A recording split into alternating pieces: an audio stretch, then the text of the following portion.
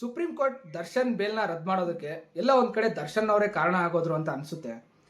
ಯಾಕಂದರೆ ಇವರು first time ಜೈಲಿಗೆ ಹೋದಾಗ ಅಲ್ಲೂ ಕೂಡ ಇವರು ಸರಿಯಾಗಿರಲಿಲ್ಲ. ಸಿಗರೇಟ್ ಸೇದ್ಕೊಂಡು ರೌಡಿಗಳನ್ನ ಸಭೆ ಕೂರಿಸ್ಕೊಂಡು ವಿಡಿಯೋ ಕಾಲಲ್ಲಿ ಮಾತಾಡಿಕೊಂಡು ಅಲ್ಲಿ ಕೆಲವೊಂದಷ್ಟು ರೂಲ್ಸ್ಗಳನ್ನ ಬ್ರೇಕ್ ಮಾಡಿಕೊಂಡು ಜೈಲಲ್ಲಿ ರೂಲ್ಸ್ ಬ್ರೇಕ್ ಮಾಡಿದ್ದಕ್ಕೆ 2 FIR ಕೂಡ ಆಗುತ್ತೆ. ಅಲ್ಲಿಂದ ಬಳ್ಳಾರಿ ಜೈಲಿಗೆ ಶಿಫ್ಟ್ ಆಗ್ತಾರೆ. ಶಿಫ್ಟ್ ಆದಮೇಲೆ ಅಲ್ಲಿ ಹೆಲ್ತ್ ಇಶ್ಯೂ ಹೇಳ್ಕೊಂಡು ಬ್ಯಾಕ್ ಪೇನ್ ಅಂದ್ಕೊಂಡು ಈ ಥರ ಟ್ರೀಟ್ಮೆಂಟ್ ತಗೊಳ್ಳಿಲ್ಲ ಅಂದರೆ ಆಚೆ ಕಡೆ ಹೋಗಿ ಬೇಲ್ ಮೇಲೆ ಅವ್ರಿಗೆ ಸ್ಟ್ರೋಕ್ ಹೊಡಿಬೋದು ಅಂಥೇಳಿ ಹೈಕೋರ್ಟ್ಗೆ ಮನವಿ ಮಾಡಿಕೊಂಡು ಬೇಲ್ ಮೇಲೆ ಆಚೆ ಬರ್ತಾರೆ. ಆಚೆ ಬಂದ ಮೇಲೆ ಇವ್ರು ಯಾವ ಥರ ಇರಬೇಕು, ಎಷ್ಟು ಲಿಮಿಟಾಗಿರಬೇಕು. ಇವರು ಹೆಲ್ತ್ ಇಶ್ಯೂ ಅಂದ್ಕೊಂಡು ಆಚೆ ಕಡೆ ಬಂದಮೇಲೆ ಹಾಸ್ಪಿಟಲ್ಲು ಮನೆ ಏನೋ ಸಣ್ಣ ಪುಟ್ಟ ಕೆಲಸ ಇದ್ದರೆ ಮಾಡ್ಕೋಬೋದಾಗಿತ್ತು. ಬಟ್ ಇವ್ರು ಆ ಥರ ಮಾಡಲ್ಲ. ಡೆವಿಲ್ ಸಿನಿಮಾ ಶೂಟಿಂಗ್ ಹೋಗ್ತಾರೆ. ಏನು ಇತರೆ 7 ಜನ ಆರೋಪಿಗಳು ಇರ್ತಾರಲ್ಲ ಅವ್ರನ್ನೆಲ್ಲ ಮೀಟ್ ಮಾಡ್ತಾರೆ, ಫೋಟೋಸ್ ತೆಗೆಸ್ತಾರೆ. ಈ ಕಡೆ ಚಿಕ್ಕಣ್ಣನ ಮೀಟ್ ಮಾಡ್ತಾರೆ. ಫಸ್ಟ್ ಆಫ್ ಆಲ್ ಚಿಕ್ಕಣ್ಣ ಈ ಕೇಸ್ಗೆ ಸಾಕ್ಷಿ ಹೇಳಿರೋರು, ಇವ್ರನ್ನ ಮೀಟ್ ಮಾಡಲೇಬಾರ್ದಾಗಿತ್ತು. ಇವ್ರನ್ನ ಮೀಟ್ ಮಾಡ್ತಾರೆ. ಹಾಗಾಗಿ ಇವರು ಎಲ್ಲ ಒಂದು ಕಡೆ ಮಿಸ್ಯೂಸ್ ಮಾಡಿಕೊಂಡ್ರು. ಆಚೆ ಕಡೆ ಬೇಲ್ ತೊಗೊಂಡೋಗಿ ಅದು ಹೊರಗಡೆ ಜನಗಳಿಗೆ ನೀಟಾಗಿ ಕಾಣಿಸ್ತಾ ಇತ್ತು.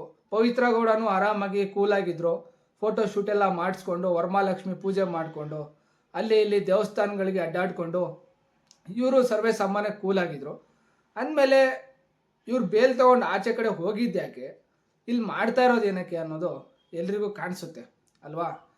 ಇದೇ ರೀಸನ್ಗಳನ್ನ ಸರ್ಕಾರಿ ವಕೀಲರು ತಗೊಂಡೋಗ್ಬಿಟ್ಟು ಸುಪ್ರೀಂ ಕೋರ್ಟ್ ಮುಂದೆ ಇಟ್ಟಿದ್ದಾರೆ. ಇವರು ಹೆಲ್ತ್ ಇಶ್ಯೂ ಅಂದ್ಕೊಂಡು ಆಚೆ ಕಡೆ ಹೋಗ್ಬಿಟ್ಟು ಫಸ್ಟ್ ಆಫ್ ಆಲ್ ಸರ್ಜರಿ ಮಾಡಿಸಿಲ್ಲ, ಏನೂ ಮಾಡಿಸಿಲ್ಲ.